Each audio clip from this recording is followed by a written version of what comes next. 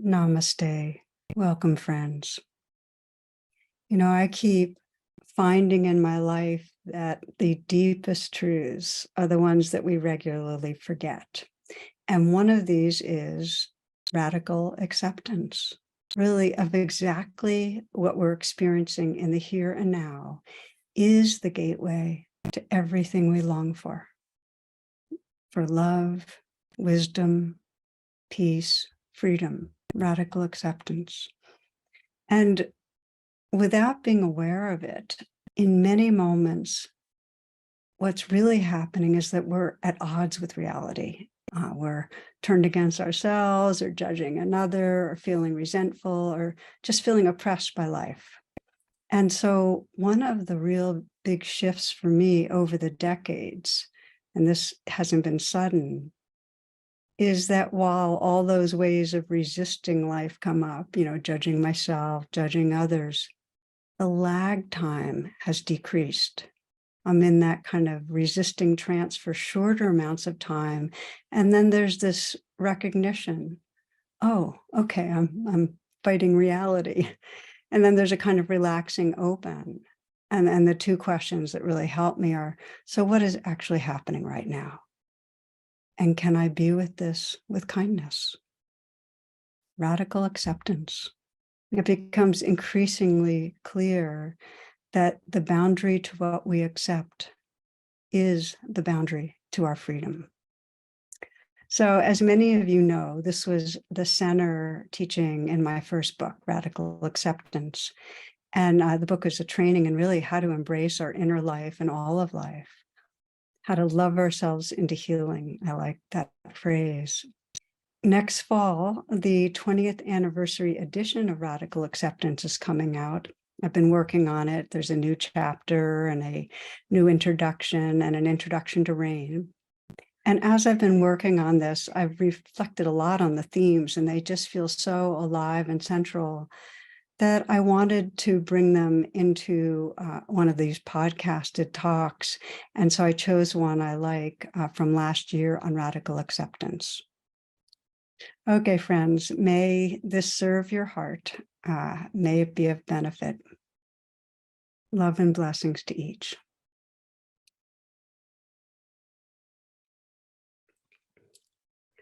Welcome. Namaste. It's a pleasure to be with you. In our last class last week, the theme was cultivating a loving heart. And this week, what I'd like to do is explore what I really consider to be the roots of love and wisdom, which is acceptance. And true acceptance is radical. I mean, it means no resistance to the present moment experience, no controlling. It's a full allowing of life to be as it is. It's what the poet Dorothy Hunt calls a heart space where everything that is welcome. And I really love that. The heart space where everything that is welcome.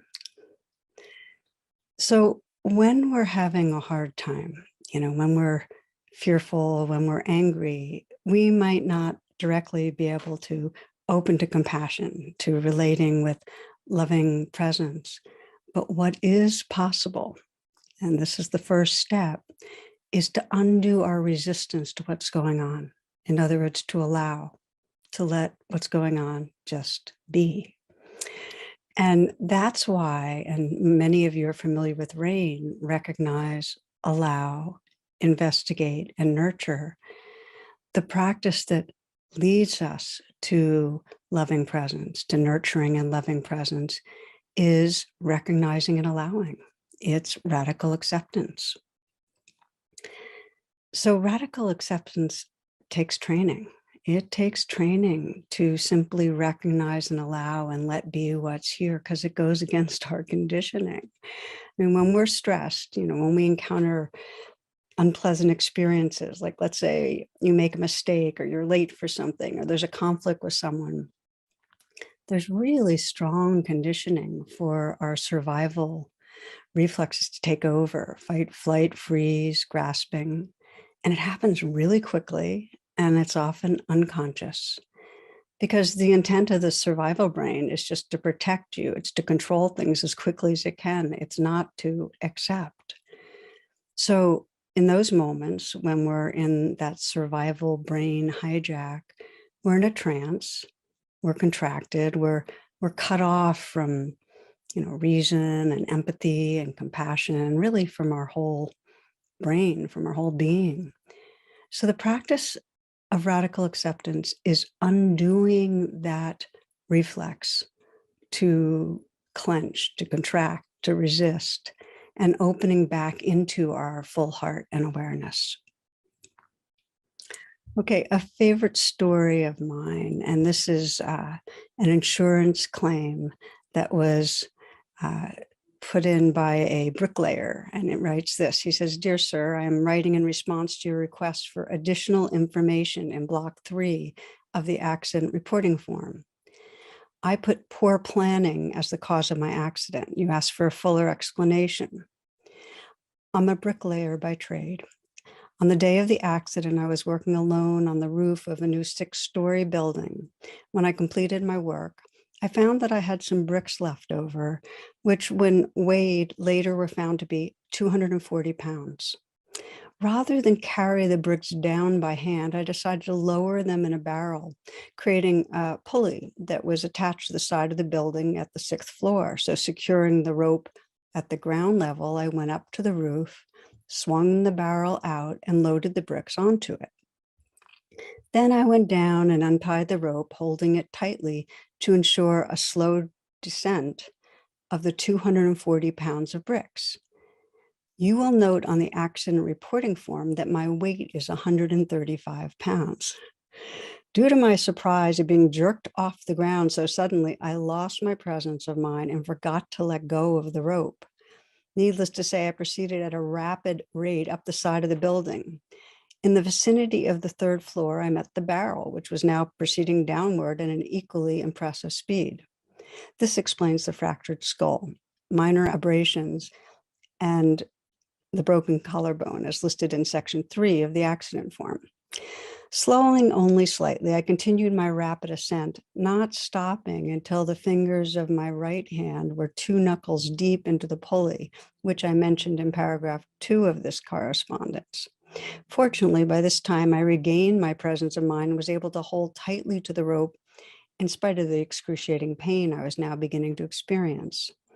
At approximately the same time, however, the barrel of bricks hit the ground and the bottom fell out of the barrel.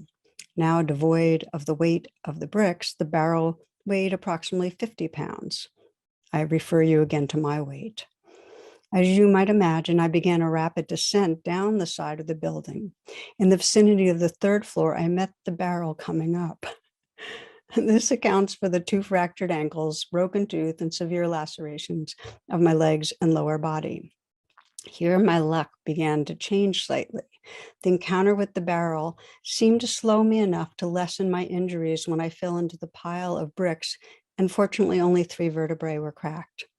I'm sorry to report, however, as I lay there on the pile of bricks in pain, unable to move, and watching the empty barrel 6 stories above me, I again lost my composure and presence of mind and let go of the rope. The empty 50-pound barrel weighing more than the rope I had let go fell rapidly to the earth, resulting in the 2 broken forearms and wrists, which, when I raised my arms to protect myself, it crashed into. I hope this information satisfactorily fulfills your request for further information. This is entitled Knowing When to Let Go.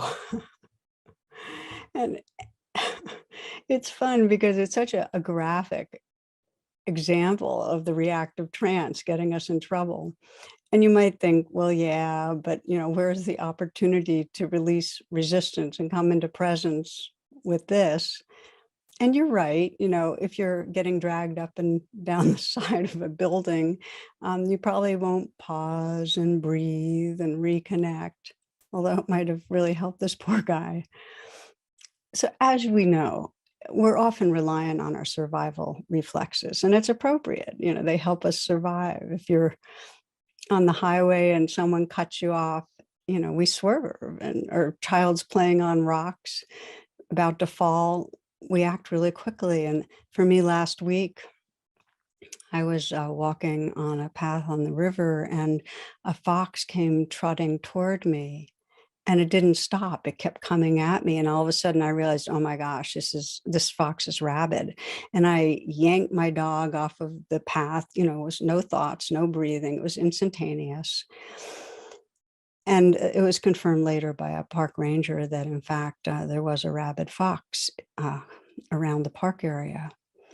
But the point is, we need that quick twitch of reflex of the primitive survival brain.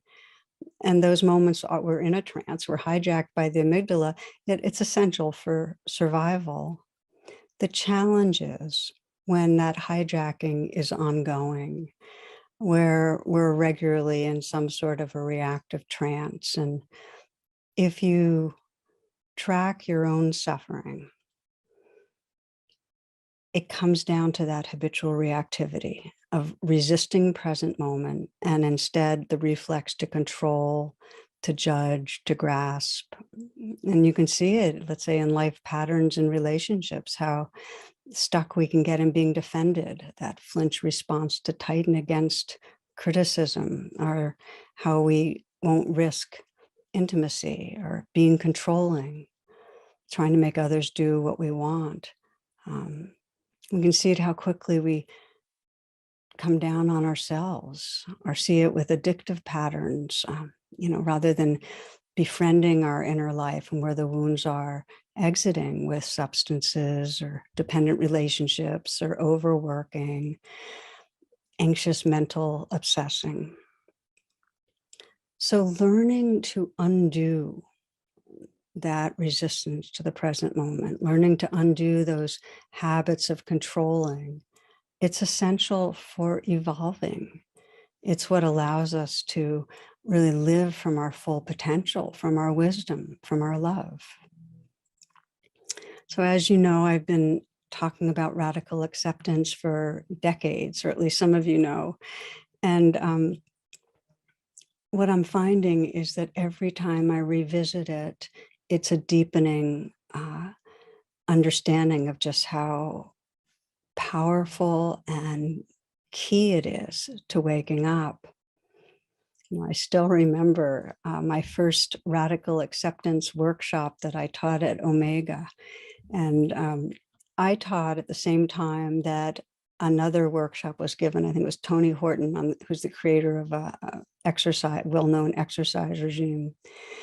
And so at lunch, a woman had a conversation with a woman from my class had a conversation with a young man who had been attending that other workshop, and he was a competitive athlete with a very, chiseled body, and his eyes kept darting around the room. He was, kind of in a kind of hyper mode, and they each were telling each other about the workshops they were attending. So he was telling her what he was hoping to achieve from his, and she was talking about how the power of meditation to bring us into presence in a way that can change our lives.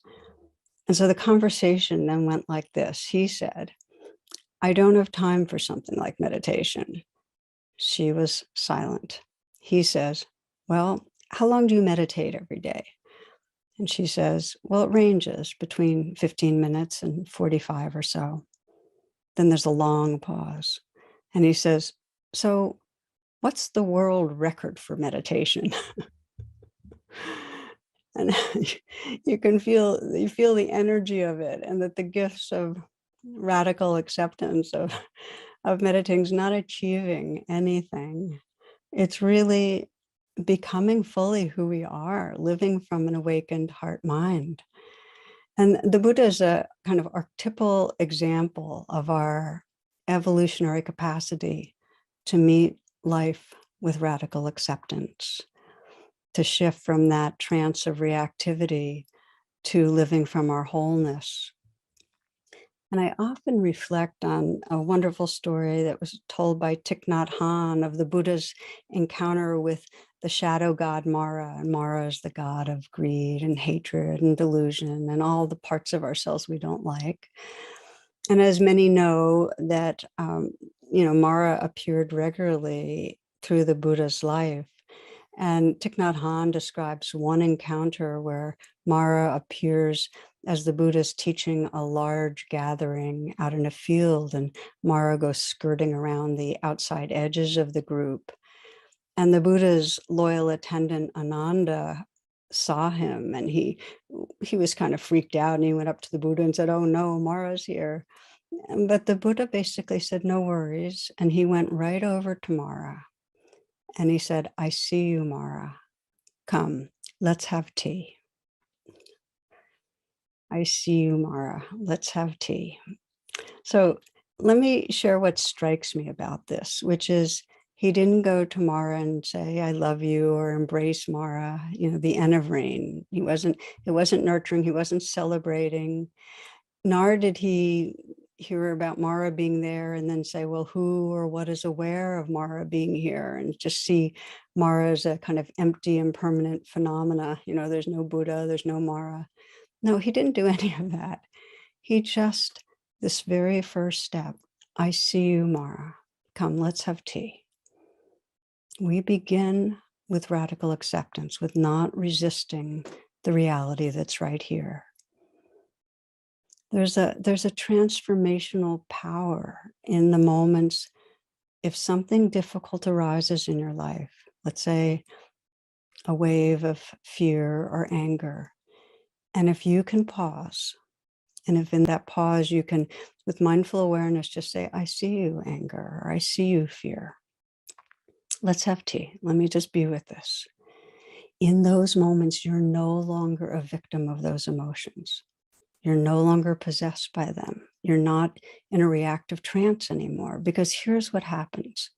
And this is the kind of magical alchemy of a moment of radical acceptance, of that mindful presence, is that when you see the wave, you become the ocean.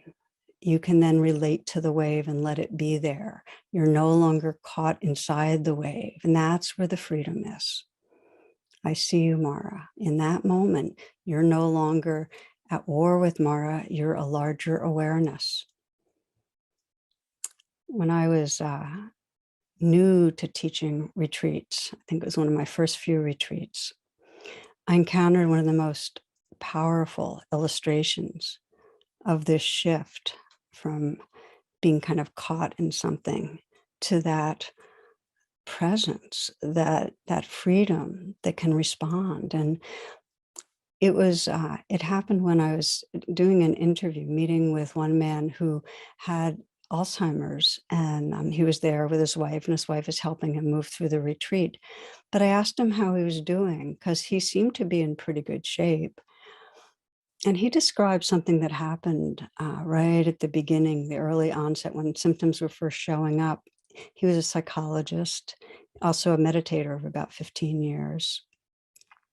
He was giving a talk somewhere, and he had about 100 people there. He arrived to give the talk, and he froze. He went blank. He didn't even know why he was there, what people were waiting for there, why they had come.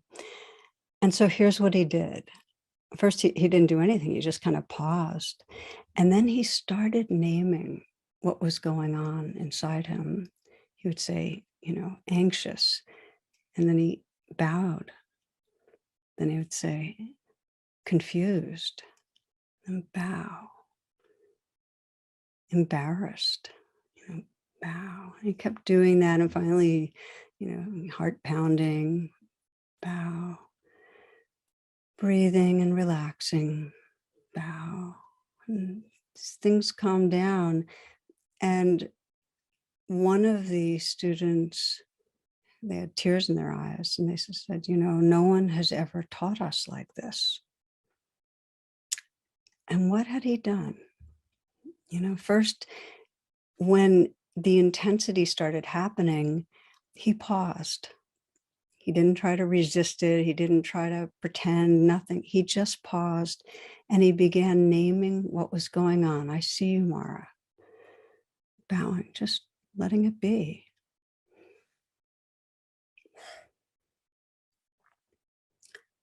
Radical acceptance interrupts the habitual reaction.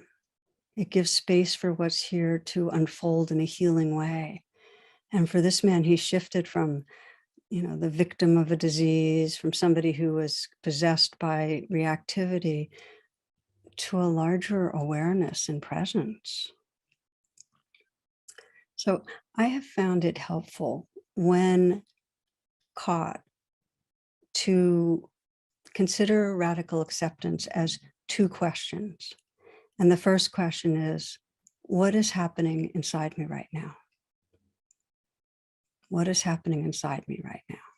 And that leads to being able to say, I see you, Mara, to seeing what's here. And the second question is, and can I be with this? Or let it be, whichever you'd prefer. And that's the A of rain, the allowing. If there's anything you remember from this talk, these two questions can really be the key to the kingdom. And you might just try them now. Just pause for a moment, close your eyes or let your gaze be downcast and bring the attention inward. And ask yourself, what's happening inside me right now?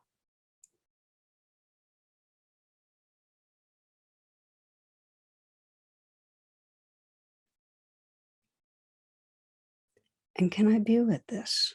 Can I let this be?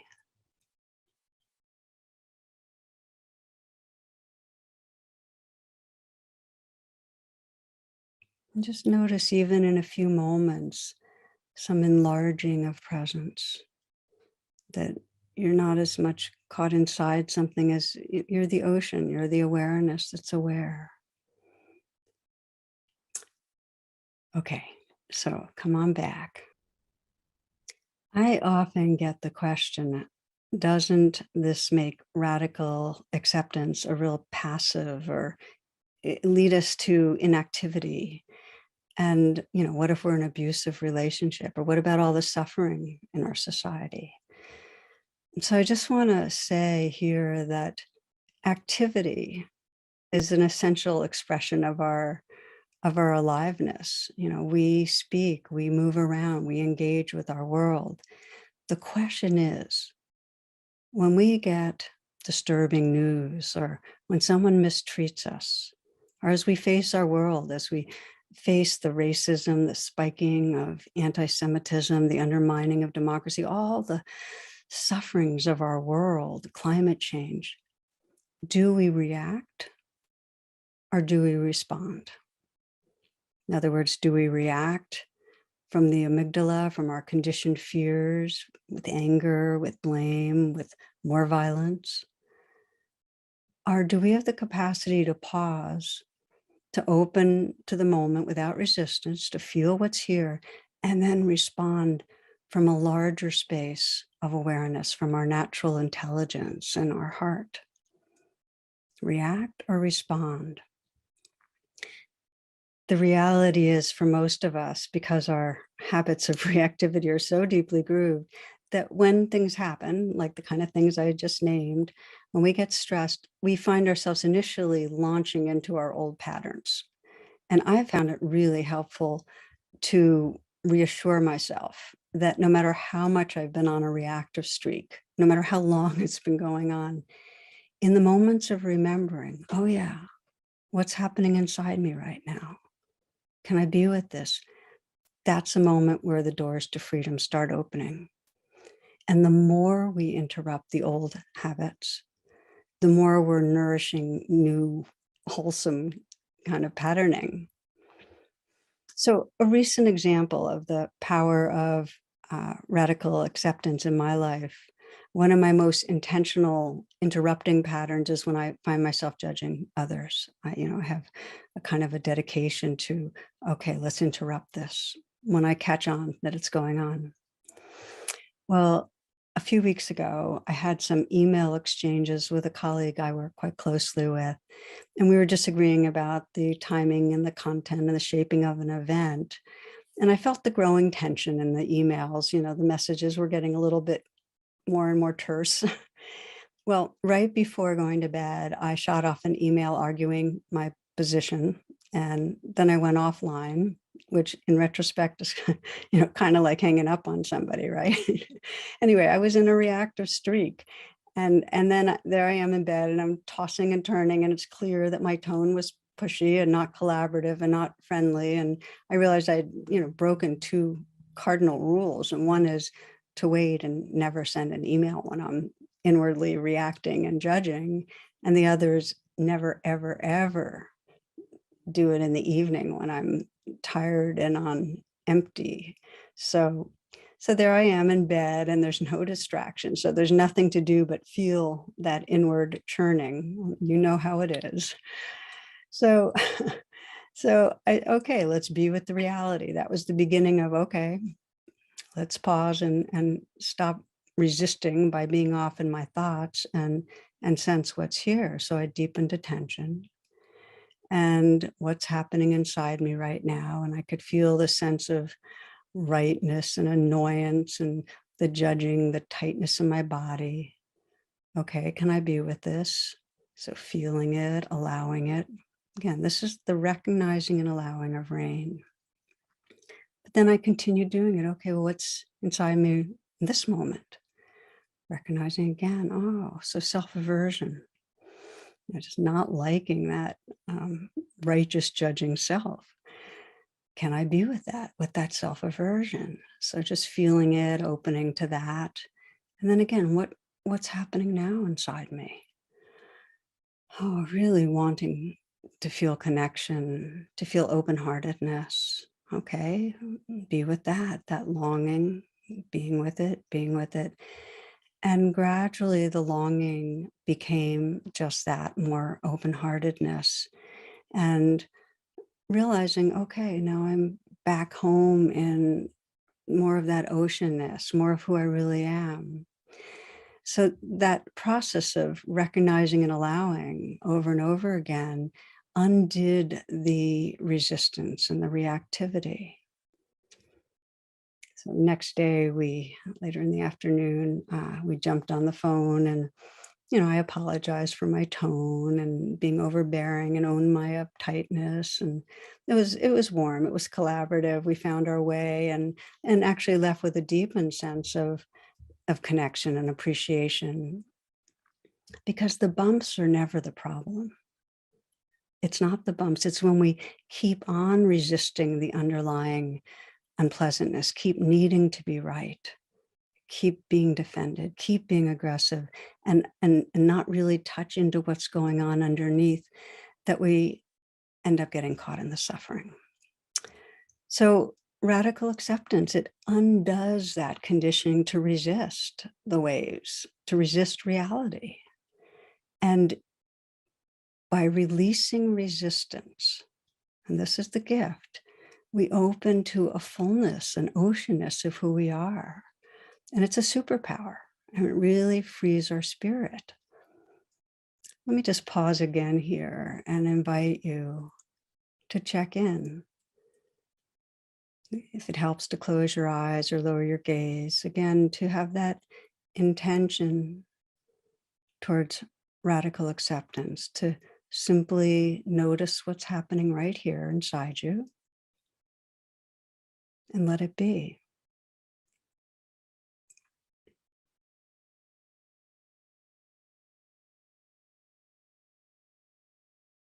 Keep coming into your body. What's happening now? And can I be with this? Can you say yes to this moment? And then yes to this moment.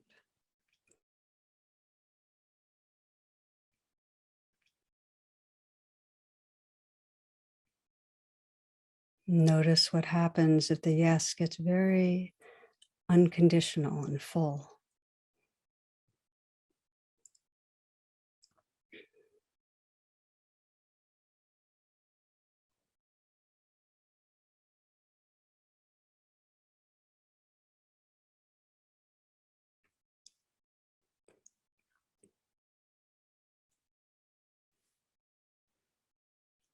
You can continue in presence if you want to keep the eyes closed, that's fine, or open them. Some of you might have noticed for some moments when you really are saying yes, that there's that taste of freedom, that tenderness, the openness, the mystery. And some of you might have noticed that it's unfamiliar because we're so used to tensing and controlling and actually resisting opening to the moment. And then if there were strong wants or fears going on inside you, unpleasantness, that's very challenging to really open.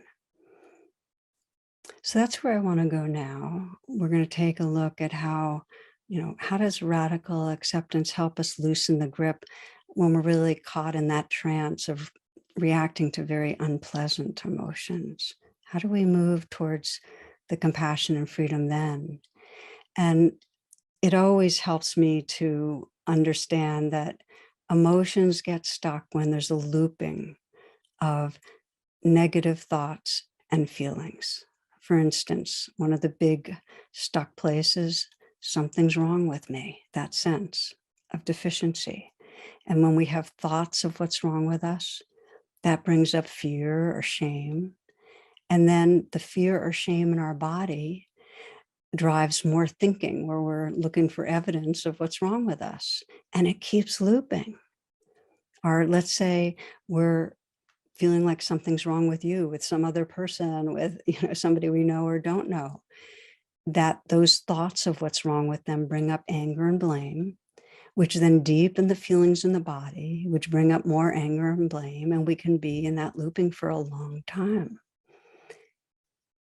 To turn towards radical acceptance, it's really important to understand that as long as there's that looping, as long as there's a focus on the mental images and sound bites, the thoughts about the world, we can't shift our reactivity. It'll keep stirring up the difficult emotions, because thoughts are a way of resisting reality, of trying to control things. So radical acceptance begins when you shift your attention from the storyline, from the thoughts, to the felt experience in the body. I just want to say that again, that radical acceptance starts coming alive when you move your attention from the thoughts, from the storyline, to what's actually going on inside your body, to somatic experience. Again, it's an undoing of resistance to reality. And our thoughts, when we're in those loopings, are resisting reality. And it's not easy to make that shift to our body because we're so addicted to our thinking. I mean, they give us a sense of being in control. And of course, they're an essential roadmap. But when it comes to when we're really stuck and suffering, and when it comes to life's deepest challenges, conflict with ourselves, conflict with others, facing aging, sickness, loss, death, when we're really dealing with the true uncertainty of life, if we can't arrive in a full presence, we'll have no access to true wisdom, to a real refuge. I'll share with you, I saw this little cartoon of a woman who goes to see a fortune teller and wants to find a way to contact her husband who passed away recently. And after some incantations, the fortune teller says, "I'm getting your dear departed husband. He says he can't believe you paid $45 for this." So our answer is not out there in another person or through our thoughts.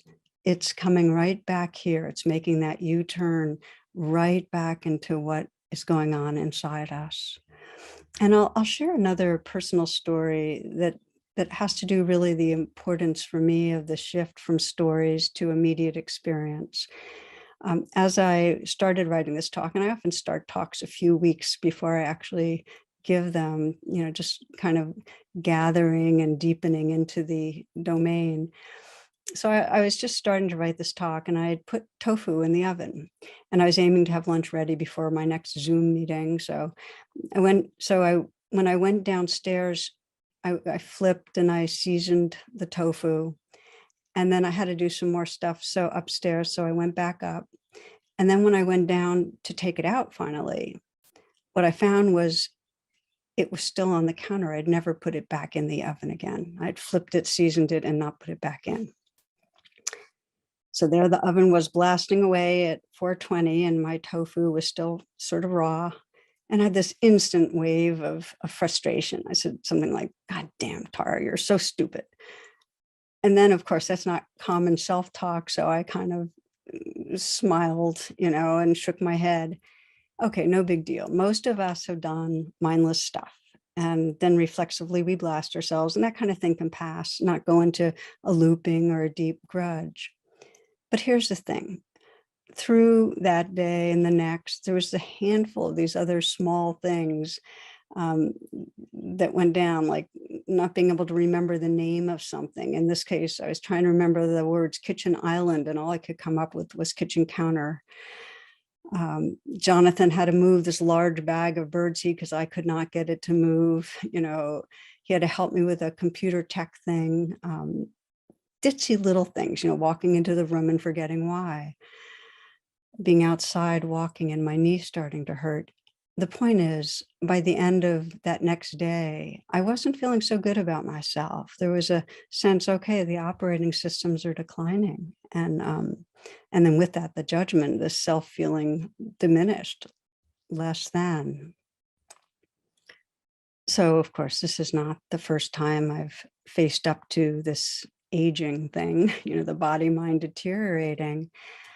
But it's a continued reminder that it requires attention, because if and I'll say we, because it's all of us, if we are identified with our body and how it functions, or our mind and how it functions, there's trouble. It's so easy to believe and get oppressed by the story that who I am is this deficient person who's losing it. That's a very compelling story, that being imprisoned in that kind of trance of feeling deficient. And what's so clear is that this is a perfect example of where radical acceptance, that courageous, unresisting presence, can actually become the gateway to real freedom and fearlessness and peace. So on this, or any challenge, we start right where we are if we want to cut through with radical acceptance, right where we are. What is happening inside me right now? And for me, in this instance, I recognize, okay, self-judgment, aversion, okay, allow it, be with it. Just let it be there. Okay, self-aversion, it's there. And then, well, what's happening now? Vulnerability, a fear of the future. Okay, allow it, let it be there, and just really opening to, okay, there's this kind of survival level vulnerability going on. And the more deeply I let that be, really opening to that, this natural tenderness arose. There was just compassion towards, my own vulnerability and the plight of all of us, that we all have that. And so it kind of like there was an enlarging, becoming that field of compassion that's holding this body, mind, and all body minds. Like a field that really is timeless, is formless. It's really loving presence beyond the body and the mind. And with that, there's a lot of peace. And I really find over and over again that this is the gift of radical acceptance, that when there's that unresisting presence with reality, our awareness awakens. So we're inhabiting a larger truth and reality. We're inhabiting the oceanness of our being, that timeless, loving presence. And we can be with whatever waves, all the waves of this living, dying world, we can be with it.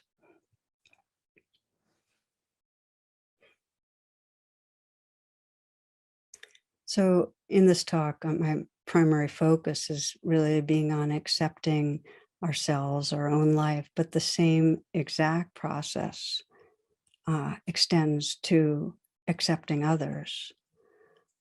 Recently working with a woman who was judging her father for his political beliefs. And as we know, there's just a lot of dividedness, families, friends, and so on.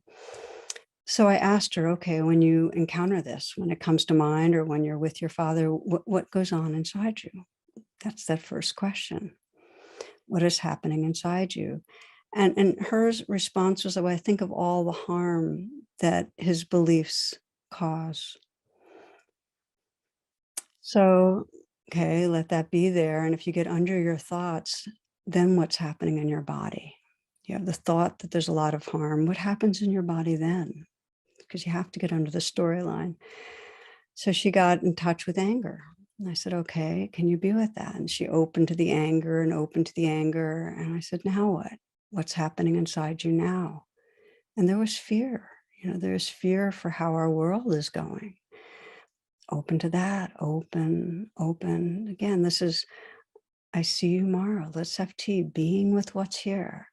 And under the fear, I care about this world. I care. Because we'll find that under our reactivity, there's something we're caring about. And she did that. So I said, let that care fill you. Let it be all it is. Just be with that. And that was her becoming at home with a larger sense of her own being. That's where she realized, oh, this is my nature. This is the ocean. This is who I am. And when I had her bring her father to mind, there was sadness and there was more room for him to be as he is. She was the ocean being with the waves, and she could also remember what she loved about him. And of course, it required repeating, because anytime there's deep grooves of habits, we have to keep interrupting, keep repeating. But she was on a trajectory towards freedom. So the point is, if you're judging someone and you want to move towards that larger sense of being, acceptance, the pathway is to open up to what is coming up in your body under the thoughts and the stories, and keep bringing that radical acceptance to that. What is happening? Can I be with this? Bringing as much presence and gentleness and kindness as you can.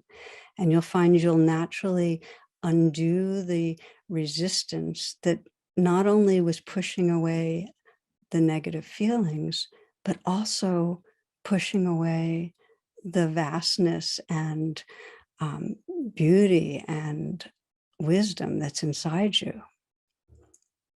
Now, I mentioned earlier, and I want to say again, it doesn't make us passive. Of course, you'll act,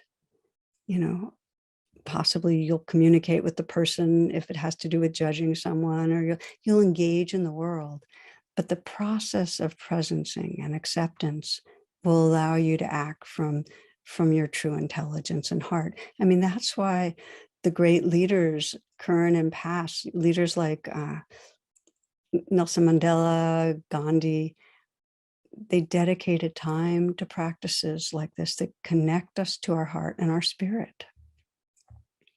So this is the invitation for each of us, that if we want to cultivate this superpower of radical acceptance, to start where you are, keep paying attention to what's arising inside you without adding further judgment or resistance. I mean, this is the secret pathway to inner peace and wholeness. You might want to just take a moment to listen to the poet Dorothy Hunt. Her poem's called Peace is This Moment Without Judgment.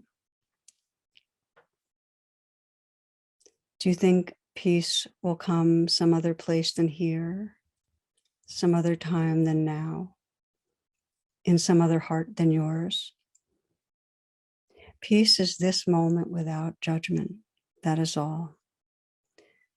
This moment in the heart space where everything that is welcome.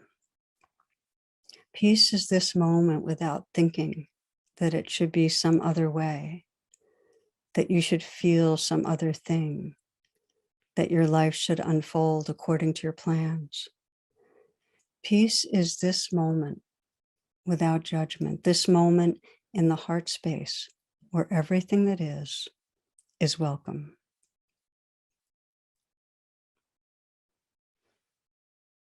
Okay, friends, let's do a closing meditation. In this meditation will explore bringing radical acceptance to some place where we're judging ourselves.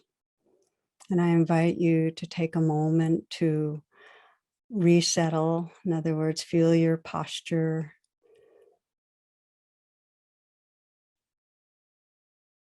Let your eyes close, your gaze be downcast, and settle right here. Take a few full breaths.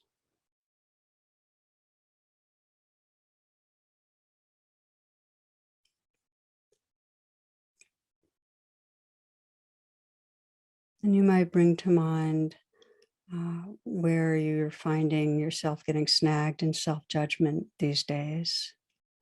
And maybe bring to mind a situation that reminds you of when you turn on yourself.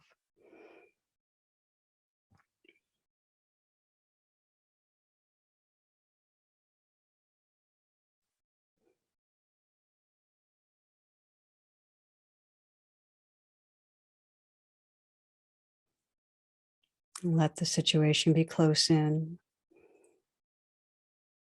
so you can remind yourself of what happened, and then let yourself feel the presence of the judge, that there's judging going on.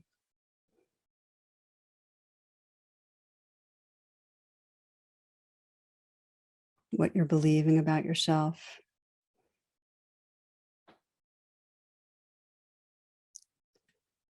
And then come into your body as fully as possible and sense that when that judge is there, when there's the judging, what's happening inside you right now? Maybe there's a voice saying it's true. Then ask again. So if that's what the voice is saying, what's the experience in your body of that? Is there shame, embarrassment, fear? The first question always is, what is happening inside me right now? And then, can you be with that? Can you just open to letting that shame or fear or embarrassment or whatever it is be there? You might breathe with it. Just offer that gentle presence that allows. This is having tea. You're just letting it be there.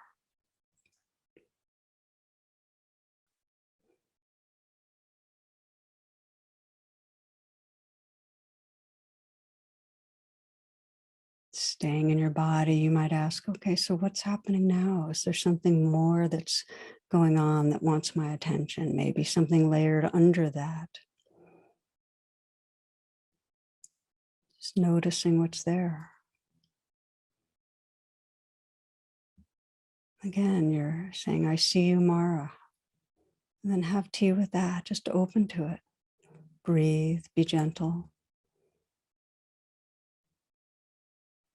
A non-resisting presence with what's here.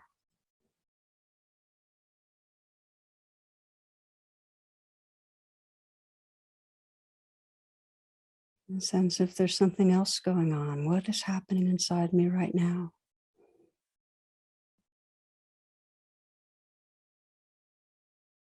And can I be with that? Let that be as much as it is. And maybe you're beginning to feel a sense of tenderness or kindness or care, sensing sadness for being stuck.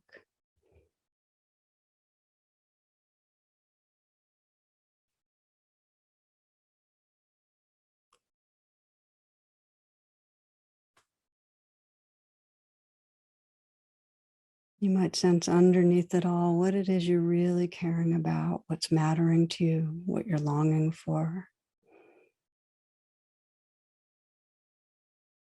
What is happening inside me in that deepest way? And can I let that be?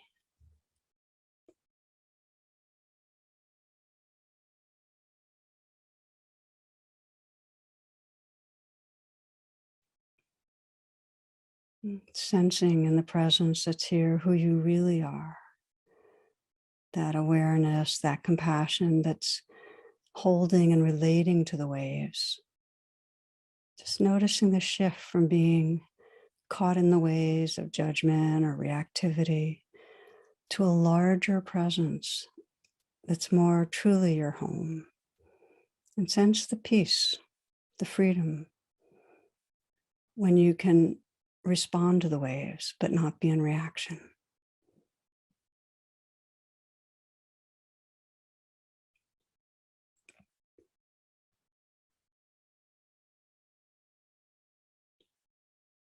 Peace is this moment without judgment, this moment in the heart space where everything that is welcome. Taking these final few moments to sense the blessing of that heart space where everything that is welcome.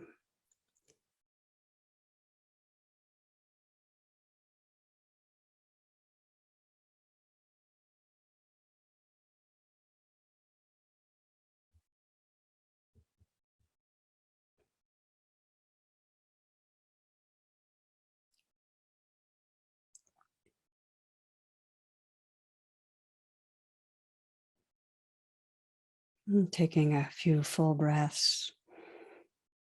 If your eyes are closed, you might open them. I want to thank you. I want to thank you for participating, for being together with me on this path, and send you all blessings, all love. May this power of radical acceptance really serve to heal and free your heart. Namaste.